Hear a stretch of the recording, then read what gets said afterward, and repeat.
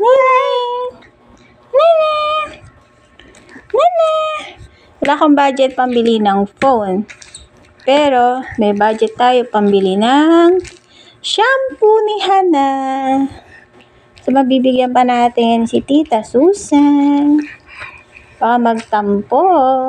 Buy one, take one po ito. So, 191 buy one, take one. So, laking tipid. Yan po ang aking hilig. Ang bumili ng buy one, take one. So, naka-cover pa to kasi may stock pa ako. Pero, almost paubos na siya. So, yung aking micellar cleanser.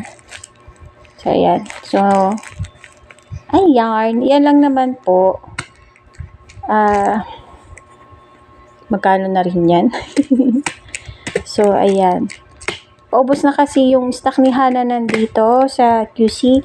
Tapos, konti na lang din yung stock niya na nandoon sa Pampanga. So, binila na natin siya. So, ayan. Are you happy? No, mommy's happy. Ay. So, ayan. Tinabig niya pa. So, thank you for watching. Bye-bye.